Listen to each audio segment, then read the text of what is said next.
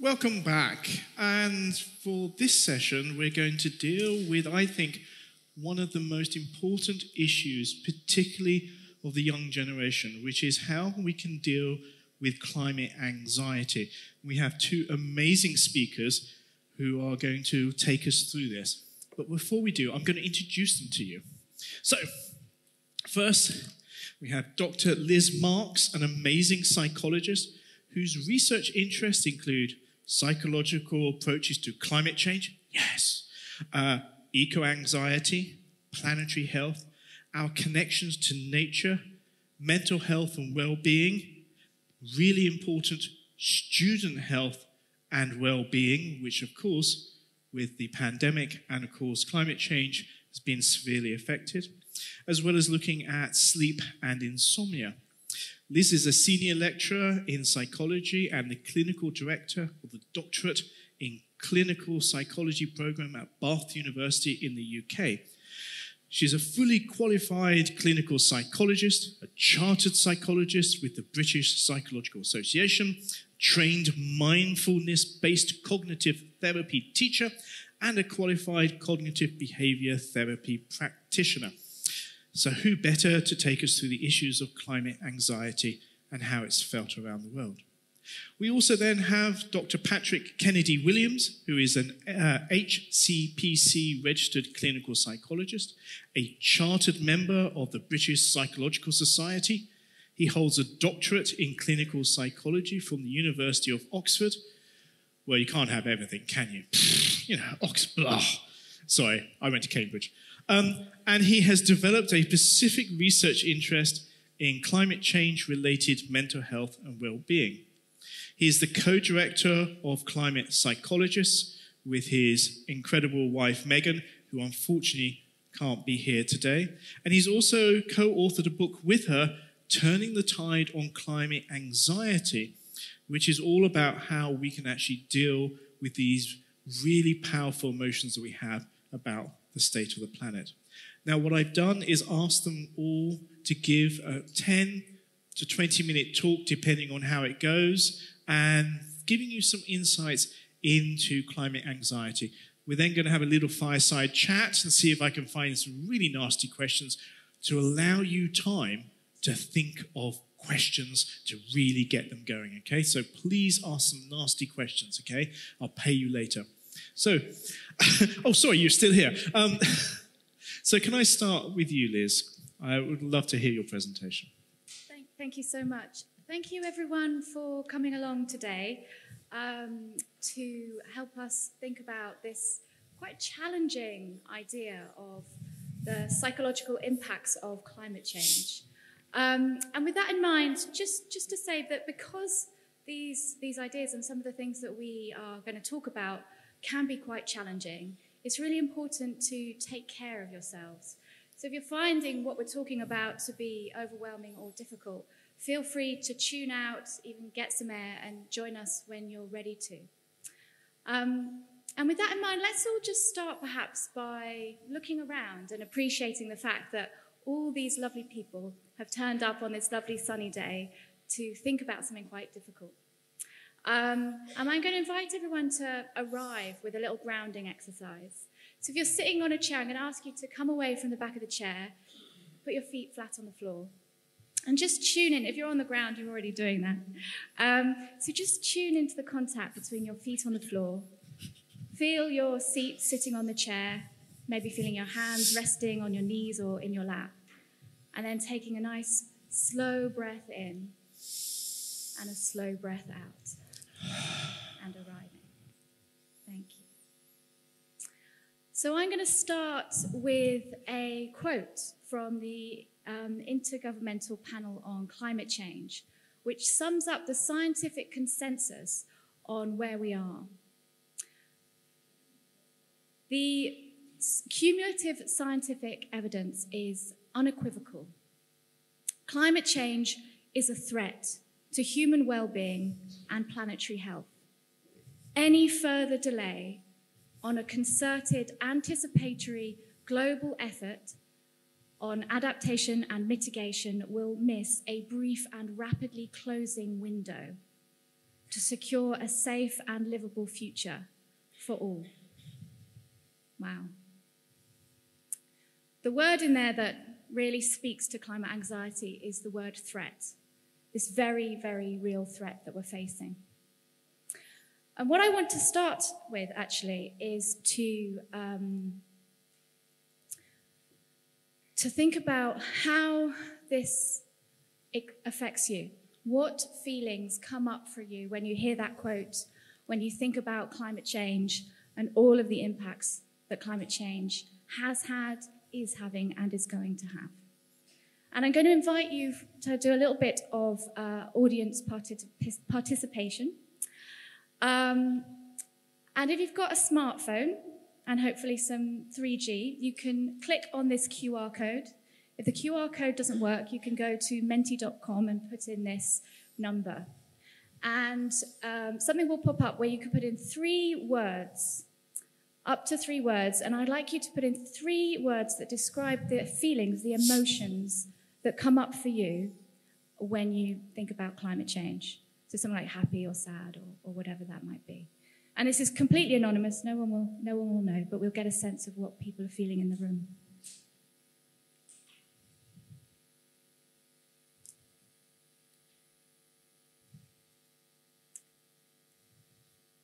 And can we put up the results, please, on the link?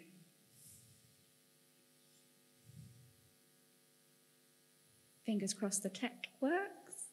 There you go. So what we've got here is a word cloud, and the biggest words are the words that most people have put. So yeah, we can see there scared, fear, anxiety. It really speaks to this idea of climate anxiety.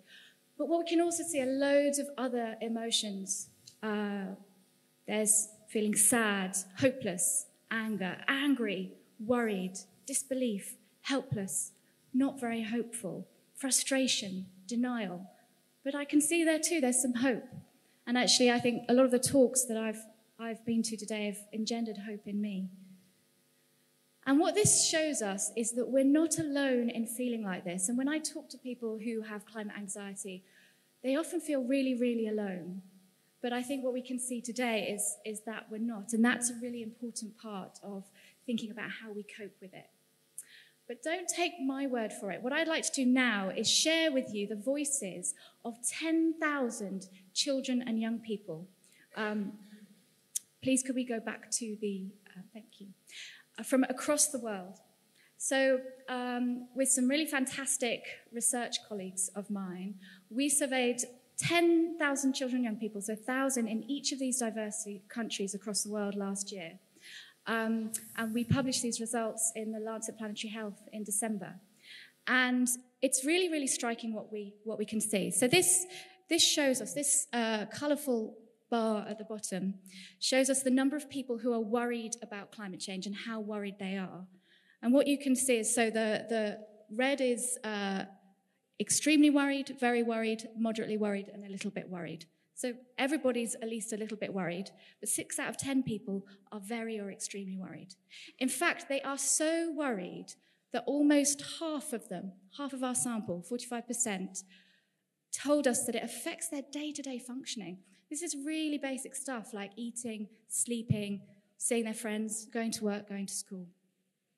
And this was similar across all the different countries that we surveyed. And it's not just worry. People described really a wide variety of emotions, just like you people did a moment ago.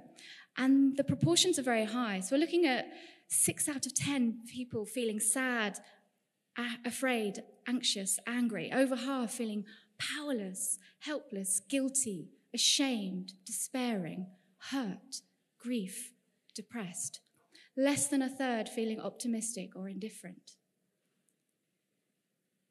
And these feelings don't come out of nowhere. These feelings come out of how people are recognizing what is happening in the world, how we're perceiving what we're seeing about the world and how we're thinking. So we were really interested in finding out how young people were thinking about climate change. And I'm going to show you the proportions of people that told us what they were thinking. So over half of our sample told us that they think they will not have the same opportunities that their parents had. Over half think that their family's security will be threatened in myriad ways. Over half think that the things they most value, what makes life meaningful, will be destroyed because of climate change. 8 out of 10 young people think that people have failed to take care of the planet. 3/4 see the future as frightening. 4 out of 10 are so concerned about climate change, they feel hesitant to have children. It's affecting one of the most fundamental decisions one makes as a human being. And over half think that climate change means that humanity is doomed. These are really, really powerful thoughts, and they explain why people are having these difficult feelings. But I think one of the most heartbreaking things is this finding, which is nearly half of the people who have tried to talk about climate change with others have experienced being dismissed or ignored. And this speaks to something that I think is a fundamental problem, one of the things that's impeding the action that we need, which is a socially constructed silence where we feel like we can't talk about these things. They're too difficult, we can't look at them, they're going to be overwhelming. And this is something we really need to tackle, as I think previous speakers have mentioned today. But we went a bit further with this study. We wanted to know how these children and young people were feeling about those in power. And we chose their governments. And this graph shows, you can see the red bars are statements that people agreed with. Blue bars are when they disagree with them, and the brown bars are they preferred not to say. And I think what's really, really striking here is that more people endorse these beliefs about the governments being very untrustworthy. So they believe that governments are failing young people. They're lying about the impacts of the actions that they're taking on climate change. People believe that governments are dismissing their distress and that they are betraying not just them, but future generations as well. In contrast, far fewer people believe that governments are acting in line with science, acting to protect them, that they can be trusted, that they're doing enough to prevent a climate catastrophe, or that they're taking their concerns seriously. And perhaps not surprisingly, with these beliefs about what governments are doing, the feelings that people experience are also really challenging. There's a strong sense of betrayal from those in authority. People are feeling anguished, they're feeling abandoned, afraid, they're angry at governments. They feel ashamed of their governments, but ashamed of themselves sometimes too, of our own species. They feel belittled. And what was really interesting is when we looked at the relationship between these feelings about government inaction and beliefs about government inaction, they were strongly associated with the feelings of climate anxiety. So the inaction of governments is contributing to the distress that people are feeling. There was some hope.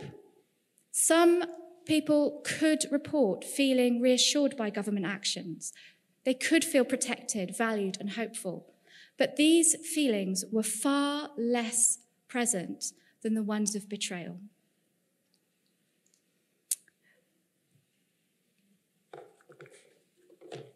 So what I'd like to kind of bring out from that is this sense that eco-anxiety isn't a thing. It's not just anxiety, and it's also not a pathology. And by that, what I mean is it's different from what we may see as understand what mental health problems might be related to. Climate change and the inaction of governments represents a significant and chronic psychological stressor. But the reason it is doing that is because what we're facing is a very, very real, challenging situation. So one of the things that we understand as psychologists is a situation occurs and we maybe have an emotional response to it. And what's in the middle is really important, and that's what we think about the situation. So there's a situation, there's how we interpret it, and there's then how we feel.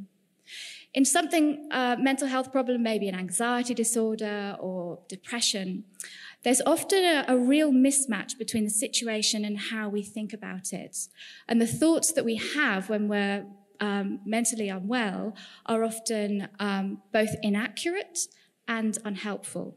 So an example might be if somebody's feeling really depressed or has very low mood, they might start to have thoughts about themselves as being worthless or not good enough or unlovable that are actually very, very inaccurate. They don't represent the reality of that who that person is and what other people would see and say. And they're often also very unhelpful. Those thoughts can often lead people to withdraw, to cut off, to stop doing the things that would make them feel better. And so sometimes with therapy, we'd help people to look at those thoughts and help them think in ways that are more accurate or more helpful. This isn't the case with climate change. The thoughts that we're having are sadly extremely accurate. When we notice the things that we have lost and will lose, of course we feel grief. We feel grief about losing things that we care about, that we love, that we value. When we think about the threats that are posed to ourselves and again to the things that we care about, of course we feel scared. That's the rational response.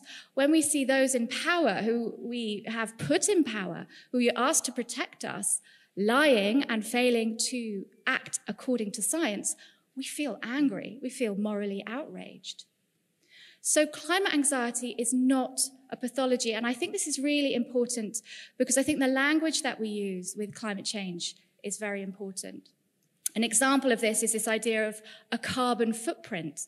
A carbon footprint was an idea dreamt up by executives in the oil business to put onto us as individuals a sense of personal responsibility, when it actually isn't. So I want to be very careful with the term climate anxiety. I think it's useful to communicate with, but I also think it risks becoming, again, another thing that we can blame individuals for. The other thing about climate anxiety is that it is not unhelpful. So it's accurate and it's often helpful. What we've seen in the research is that people who care about this, who are anxious about it or experiencing grief about it or anger, they act. Climate anxiety is associated with individual action and collective action of the type that we so desperately need so urgently. So it is both accurate thinking and helpful thinking. However, there are times when it can become very overwhelming. And at those times, it may become less helpful, and we may find that we get burnt out or overwhelmed and we don't know what to do. My esteemed colleague here will talk a little bit about that after me. But I think the other thing about climate anxiety that is actually really beautiful is that what it really shows is our humanity and our care. We care deeply about each other, and we care deeply about the planet that we live on. And that is why we have these thoughts and feelings. People will say to me, how do I get rid of eco-anxiety? And I say, well, you don't. This isn't something that we get rid of. This is something we have to understand, we have to talk about, and we have to find a way through together. And that, again, just looking around today, seeing everybody here, trying to figure this out, being interested in it, working together. Thank you.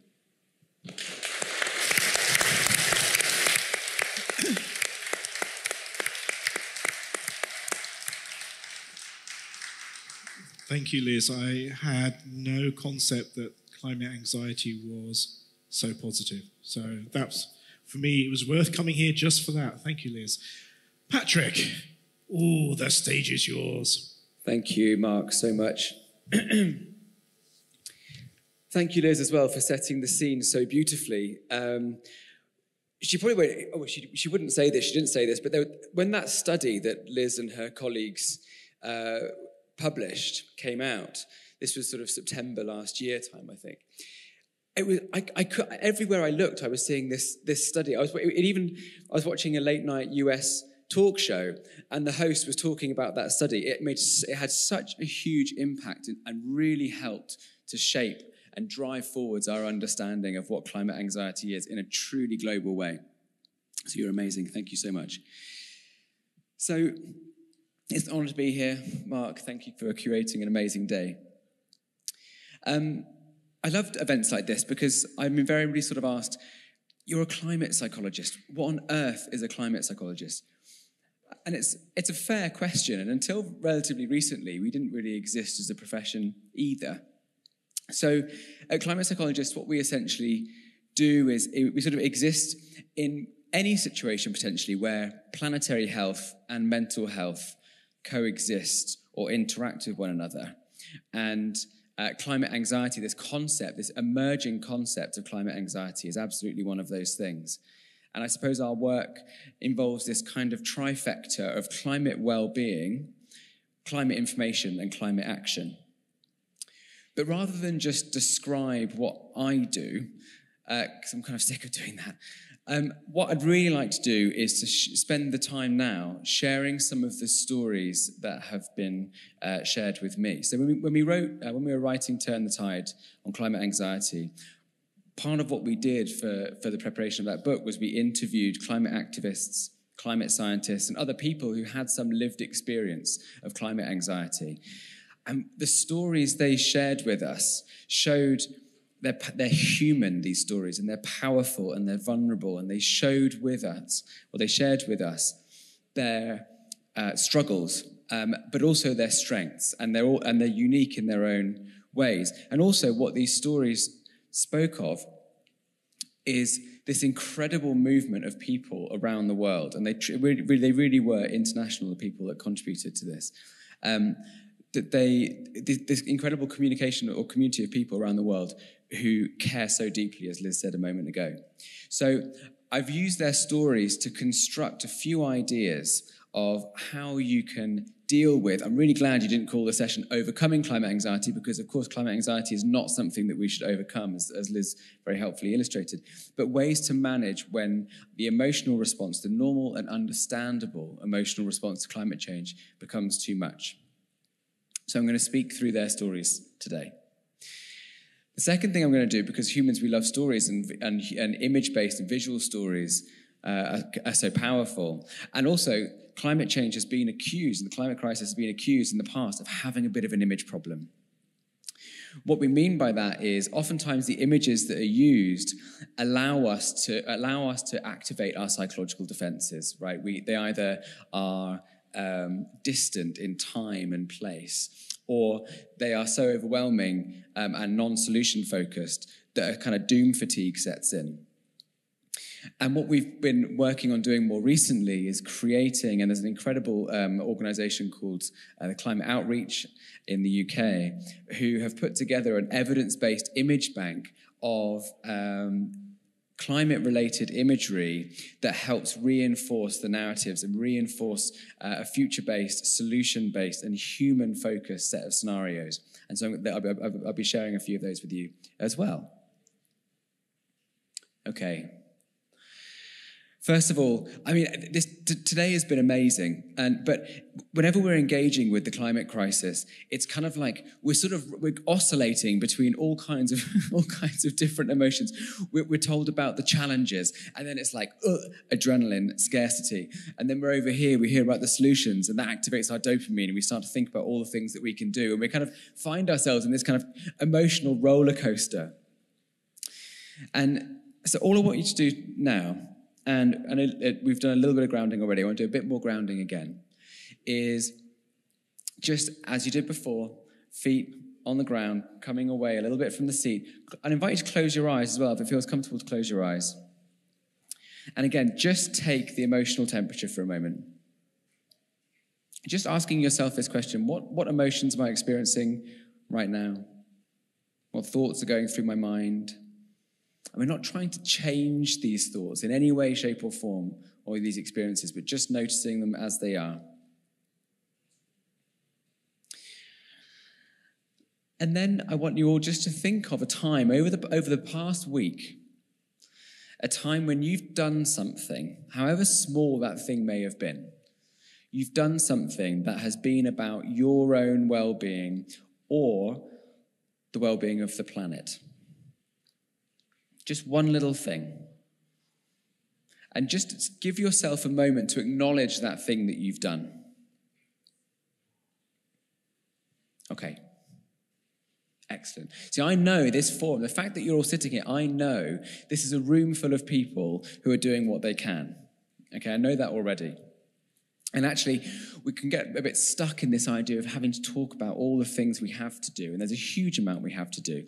But that can sometimes come at the cost of acknowledging what we're doing already. And because the climate crisis is a marathon and not a sprint, we need to regenerate ourselves. We need to nourish and restore ourselves on this journey. And part of that is about giving ourselves the due credit for every little thing that we do. Okay, so number one, and so all these quotes come from people who have contributed to the book. Some remain anonymous, and some you'll see their names. And I've coded them into this. Number one, understand and validate your emotional experience. This person said, I imagine there are real parallels between climate anxiety and the emotional experience of losing someone close to you. An initial emotional shock when you hear the news, an immediate period of despair where you try to rebel against this new reality, and then a long, slow grieving process as you attempt to accept a world that looks very different from the one you wish it did. Liz's, the exercise earlier where you've got your phones out highlighted the broad range of emotions that we experience in relation to the climate crisis, and you're just not alone. And actually, some of these emotions can be truly helpful. We need to move away from the idea of thinking about emotions as being good or bad. Emotions just are. They just are. But what they can do is serve as useful evidence and information to kind of shine a light on our values and what's important to us. I've heard people say time and time again, a little bit of climate anxiety is a good thing. It connects us to the things that are important. And that leads us to connection.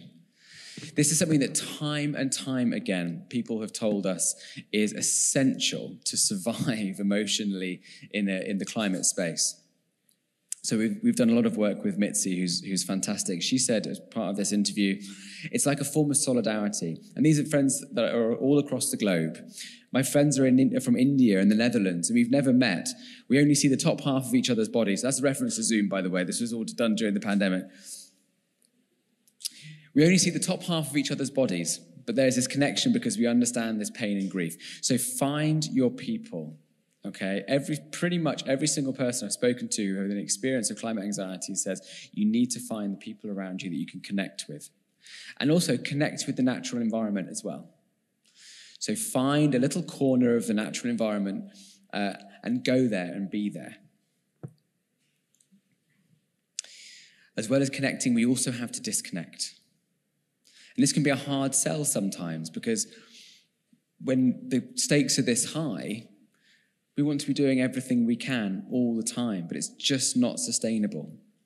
This person said to us, I used to read every environmental news article published. I've realized that these just feed anxiety and very rarely tell me anything significantly new. And so I find that avoiding these stories or significantly reducing my engagement with them has helped my climate anxiety. This was a really interesting experiment for this person because they assumed that knowledge is power. The more I know, the more helpful I can be. But actually, there's a pretty steep curve. Interestingly, during the COVID-19 pandemic, the World Health Organization, one of the first pieces the first recommendations they made was to say, keep your information about COVID to that which is localized and relevant to your day-to-day. And the reason they said that was because there was a huge level of overwhelm. Actually, give yourself permission to switch off. Choose your news sources very carefully. Devote a certain amount of time in the day to doing so. And then give yourself the permission, particularly at the weekend, particularly in the evenings, give yourself the permission to switch off from this. Climate perfectionism. When we hear a word like perfectionism, we assume it's a good thing. but it isn't. So this is from Isaiah, who said to us, "For me, it's essential that I'm creating positive spaces where I acknowledge my imperfections. Transparency is so important. We need to shift that landscape and culture that's heavily glorified with perfectionism into this imperfect, organic flow of emotion and work that blossoms into reality. That's where activism can thrive." So what he's saying here is we have to accept the imperfect. When perfectionism leads to procrastination, perfectionism leads us to or will even prevent us from starting what we want to be doing. Lots of people who contact us are saying, "I want to do this, but A, I'm not sure how to get started, and B, I'm really worried that what I do isn't going to be enough." So at an individual level, we have to embrace imperfection. We want millions of people taking climate action imperfectly rather than a few people doing it perfectly. Also, this happens at governmental and business level as well. One of the really interesting things about greenwashing, right, when companies will over-portray their green credentials, one of the really interesting things about greenwashing is oftentimes companies will say to us, "Well, how can we present what we're doing if it's less than perfect?" Right, really, really interesting. So what they're saying there is climate perfectionism is preventing us being transparent about the climate actions we're taking. We're not carbon neutral yet, so we can't really tell people what we're doing, but we're trying to do everything we can. So climate perfectionism exists on an individual level, but also at an organizational level. And beware the myth of individual accountability. Liz, you talked excellently earlier about the idea of a carbon footprint. What is that saying? That's placing the responsibility on the individual. Okay, and you alone didn't cause this problem, and you have to remember that. You have to remember that. And the solutions that need to exist will be at individual level, but they'll also exist at governmental level. They'll also exist at corporate level. Okay, so it isn't all on your shoulders. This person said, "Really try to understand that while there is a lot you can do to help tackle climate change, this mess is not your fault, and that you need to take care of yourself and act within your limits." Which leads us to, I think, probably the most important idea for anybody who's taking any step, even just a little one, towards the climate, in the climate space: looking after yourself. This person said to us, "I began to really internalize that I can't help the world if I'm not taking care of myself, and began to view self-care as radical, important work rather than something to feel guilty about." So each and every one of you, just take a moment, just to hold in your mind what self-care looks like for you. For some people, here's Mitzi again. She told us, I love this quote. She told us that self-care is about maintaining a schedule, right? This is someone who, if those who aren't aware, incredibly active on a global scale in the climate space, right? And a representative of MAPA regions in the global south. And she talked to us about the fact that she realized she needed to stare at her goldfish for 30 minutes every day. And that was essential self-care work for her. And so she scheduled it in. So every day she would write in her diary, "Stare at my fish," right, for 30 days. She still does this. And that for her is what she needed to do. That was part of her self-care plan. But for her, and for all of us, you need to schedule it in.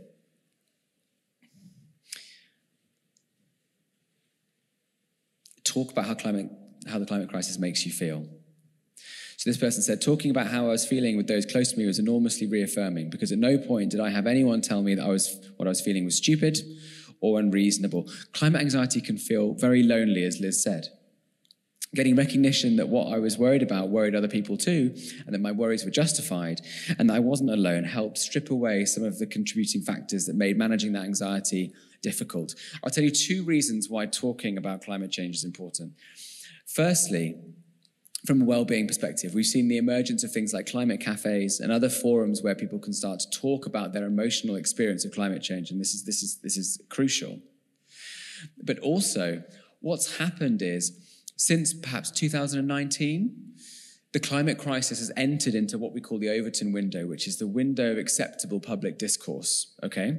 What that means is, over these past few years, ideas that would have been considered radical and unthinkable now are considered important and central to the public conversation. What that has then done in turn is it's starting to shift governmental behavior and policy and organizational behavior. And exactly the same thing is starting to happen now with when it comes to our psychological responses to climate change. Governments are paying attention.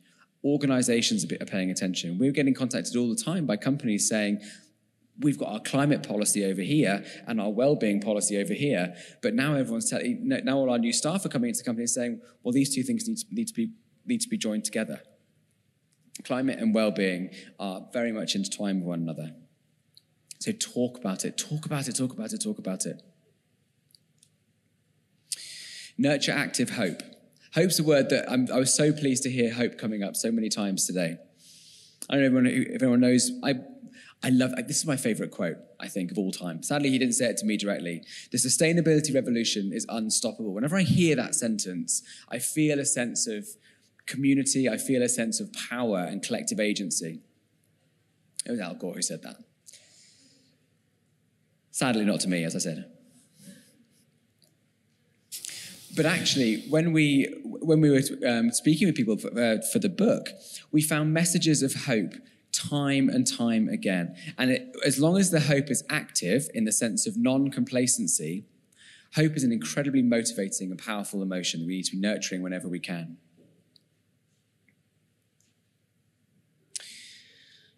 Pass the mic. This again was Mitzi when she spoke to us. One of the key things she said is if those who aren't aware, MAPA is most affected people and areas. What this is basically saying is that we talk about the climate crisis. We need to think about the climate crisis as being truly intersectional. The climate crisis is a human issue. It pre-existing marginalization that's existed in post-colonialist ideas are very much intertwined with climate change. What that means is that those most vulnerable to the changing climate are disproportionately affected, having caused the least amount of the damage. What that also means is they're likely to be marginalized from the conversation, and marginalized from the conversation around the emotional impacts as well. And the solution to this is to, any opportunity you have, hand the mic over to somebody from MAPA regions and essentially fight alongside. Be with, as Mitch said, be with us while we do this. We need you by our side. Become your own activist. So for some people, direct action is a fascinating conversation on this stage earlier about direct action. For some people, direct action and nonviolent protest is their route to activism. For other people, less so. For some people, their form of activism might involve their purchasing power. It might involve coming and speaking at an event. We can be activists in all kinds of different ways. When it comes to finding your little corner of this, there are 3 areas to ask yourself, okay? Number 1, where can I have the greatest impact? What gives me the greatest sense of meaning? What do I really care about? And in the nicest possible way, what are you going to find easy, right? For me, the idea of mixing my professional training as a psychologist and environmentalism, which I've cared deeply about for years and years and years, was an obvious one because I'd already done that bit, so I merged the two together. So when you kind of ask yourself that question, what should my climate action look like? Ask yourself, where can I have the greatest impact? What gives me the greatest sense of meaning? And what's already within my skill set? Somebody sent this to me the other day. So we've been doing some work in the Philippines with a school there around kind of climate anxiety. And shortly after that work was finished, I was emailed by their psychology teacher. And she said, one of our students, after this work that we did, one of our students has created a graphic novel. Would you like to see it? And they sent it over to me, and this student, whose name is Yuma, was happy for me to sort of disseminate this as much as possible. She sent me that, I've just put a few slides in there, sent me this incredible graphic novel that she had done all about eco-anxiety. This was a girl, a high school girl, who had found something that she cared very deeply about, has a clear talent, and has found eco-anxiety as her corner where she can have the greatest impact. So this was such an incredible moment to see this, and a great example of having found that little corner that she can contribute to. Really, really incredible. These are mine. That's my son on the right there. He co-facilitated a workshop with me. That's him co-presenting with me there. I paid him £20. We did a workshop for kids. And that on the left is a drawing that our daughter did that's Megan, by the way, not me. And this is where I feel that sense of meaning, right? This is what helps alleviate my climate anxiety, is when I think about the things I'm trying to do now for them, for their future. When I see them adopting a sense of environmentalism, when I see them understanding these concepts, it really helps me. So, I'm going to stop now. But what I'm going to do is ask you this question. I'm going to leave you with this question. Really think about it.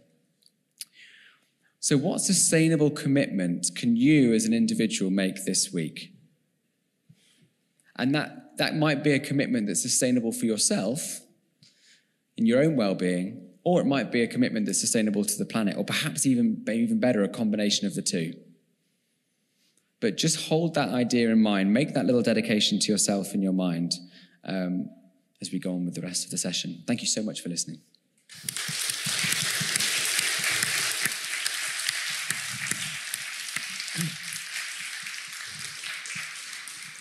Thank you, Patrick. It is always a pleasure to listen to you, and I always feel much better having listened to you.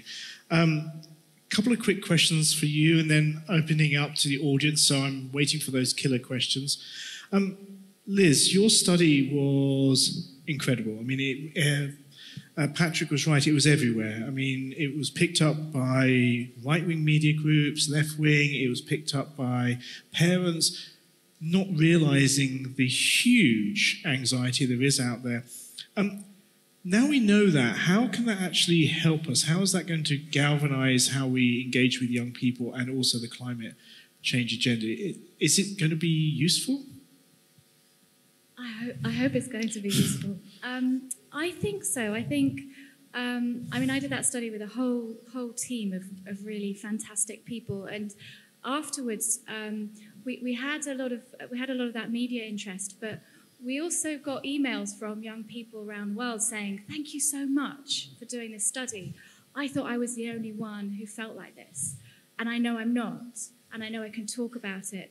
And I think we really shouldn't underestimate the power that we have by talking about how we're feeling and using that to influence those people who do have more power.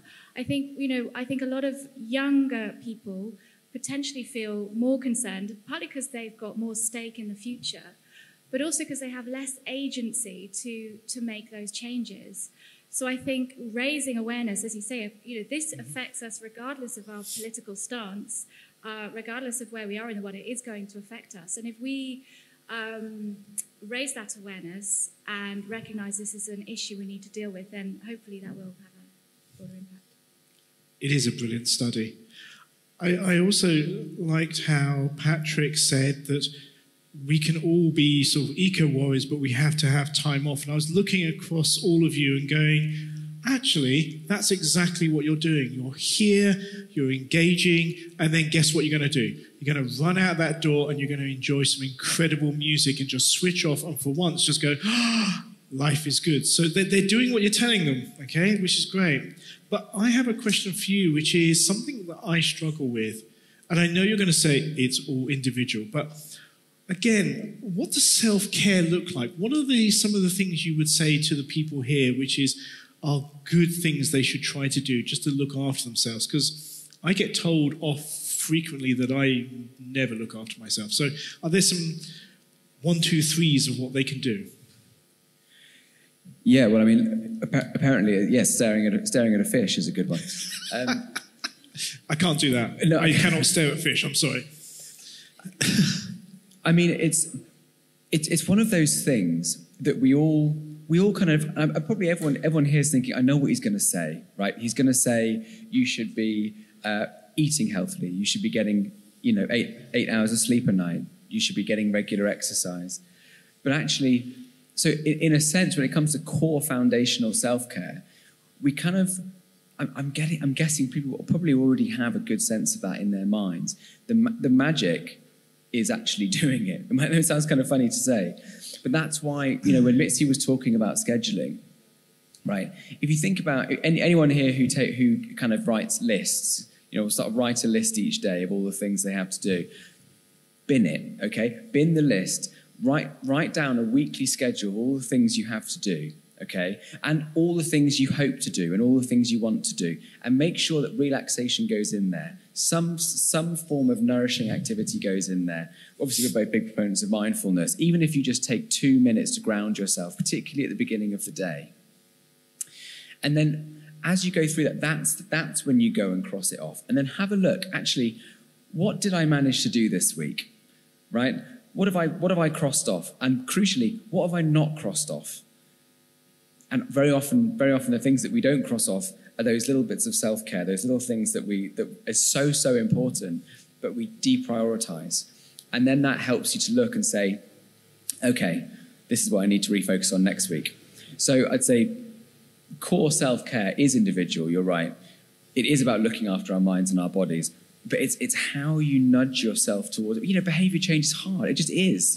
Forming a new habit is tricky. We're not saying this, if it was easy and obvious, you'd be all doing it already. So use some sort of format, like a schedule, to help. That's my kind of key advice. It's amazing hearing all these activists are doing exactly the same thing. Brilliant. I have to say mine is hiding in the gym and pretending my phone is off.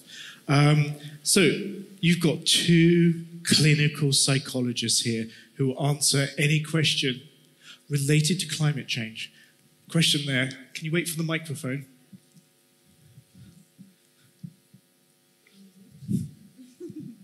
This question is perhaps more aimed at Dr. Kennedy Williams, but I was wondering, you were talking about the work with young people and students, and I was wondering, how does it look like when you work with these people, especially with those vulnerable? You mentioned MAPA, because I feel like the message that is sent across about the sustainability and climate change is that it's an individual thing and that each of us should try to live sustainably and buy sustainable things.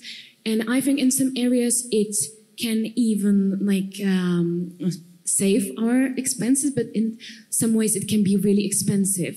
So how do you communicate this with the people? Because I feel that they can be really anxious about feeling like it's their fault that they are not able to live sustainably.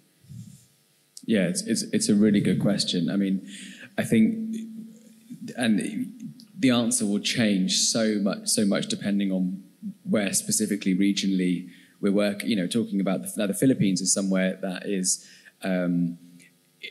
astonishing in terms of the amount of collective mobilization, and actually the sort of the amount of, and it's no surprise given that they're as vulnerable as they already are to rising sea levels, but whereas in other countries, what we found is that the emphasis becomes a lot more on education, particularly in rural areas, rather than, again, so we're talking earlier about how there's that trifecta of climate action, climate well-being, and climate communication, and you have to sort of try to marry those three.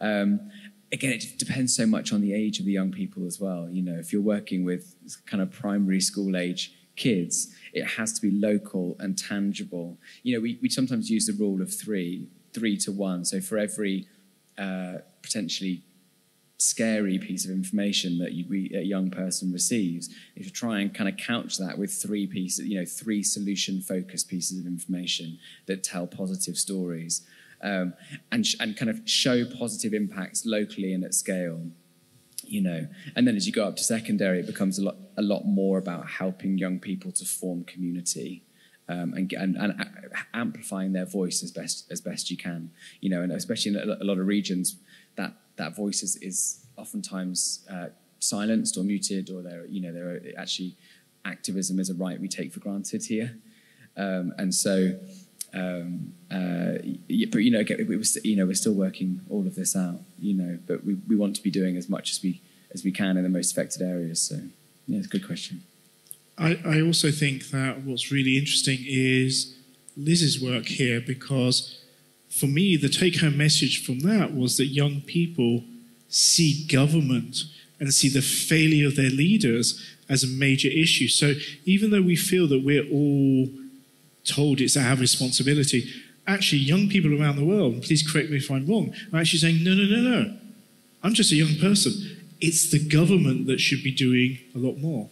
Yeah, that's very true. And in fact, what we have been arguing along with others in this field is this sense in which the failure of governments to act, and probably related to this, the actions of large corporations or inactions of large corporations, is something that we could equate to a moral injury. And by that I mean moral injury occurs when you witness somebody acting in a way that transgresses your core moral values. And that is being picked up, I'm not a lawyer, but it's being picked up by human rights lawyers and used to support arguments in court. There are some Portuguese children who are taking 33 governments to court, and this is part of that argument because it's a transgression of their human rights. So there are many different ways to have an effect, and it's such an important point. We all need to be able to act in the way that we can, and this shouldn't be something that you can sort of buy your way out of or only afford if you're wealthy. There are lots of different contributions to it. Brilliant question. Other questions? There's one right at the back. Hi, thanks for great, performance here. I was wondering, you try to differentiate between individual level and governmental level, but there might be young people who are actually also involved with the governmental level. So how to deal with that? Because it can be very difficult, actually. You sort your, stuff at home and you try to do your best, and then you come to work. There are like 3 times older people, and you try to say climate action is important. Let's, take care about that. And they tell you money. How to talk to these people, if you have any suggestions, and also how to deal with that when you come back home where you try to do your best. Thank you. So just to check I've heard the question right. So there are how to engage young people in working at government levels. Sorry.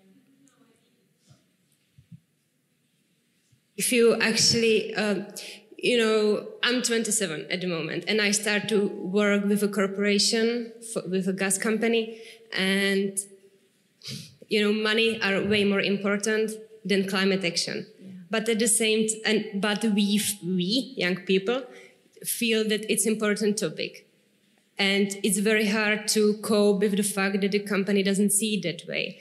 And if we just try to, we see that there are other important topics, except the climate action. Of course, money are important too.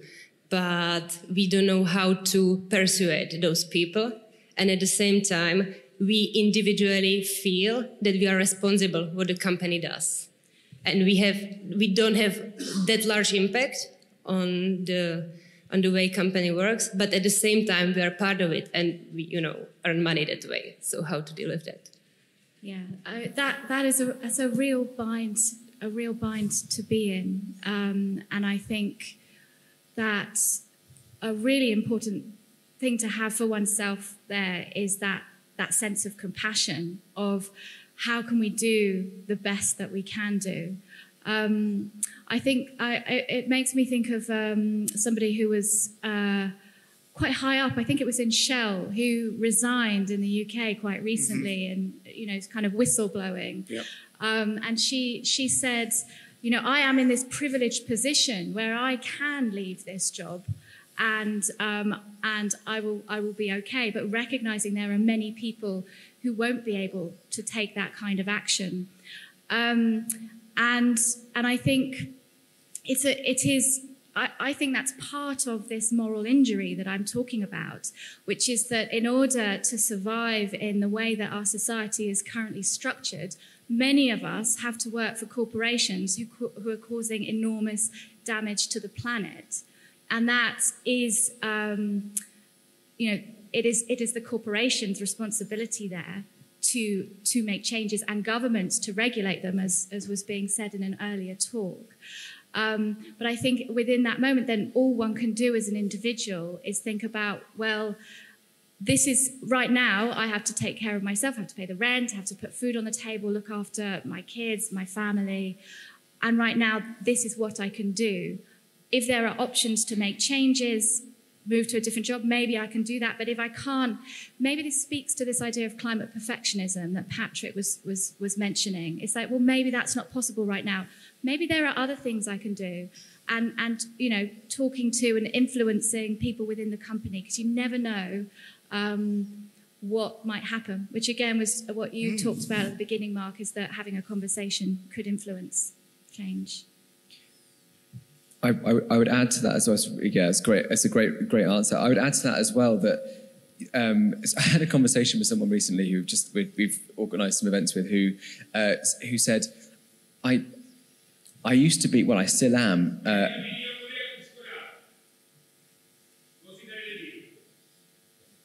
Just carry on.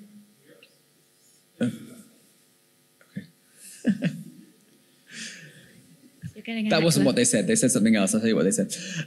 They said, I'm really involved in Extinction Rebellion, but I've just started working for the local council. And how do I balance these two things? And actually, I can't be that activist at work, right? But I still want to make a very positive impact.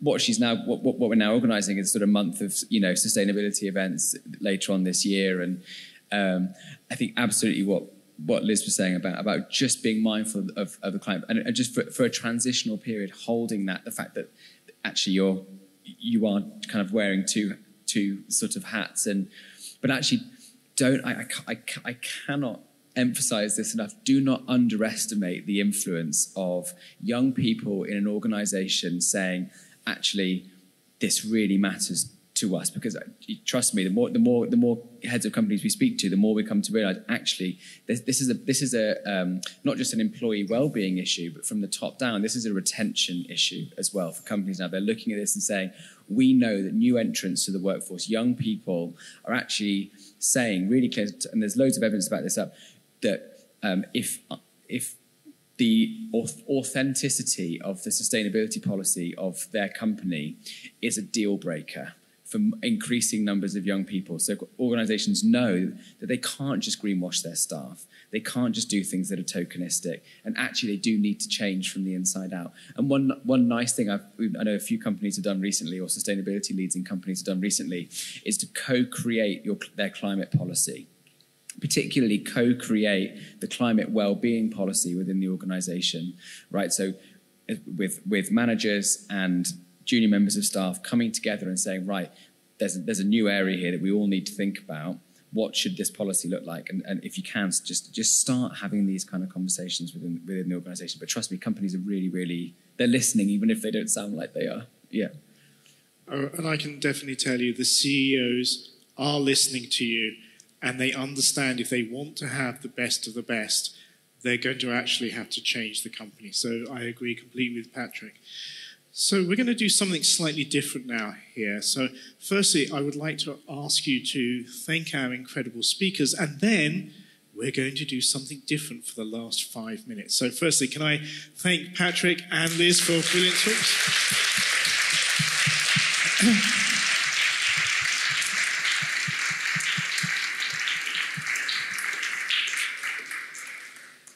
And the great thing is, I'm now going to sit down and pass over to Patrick.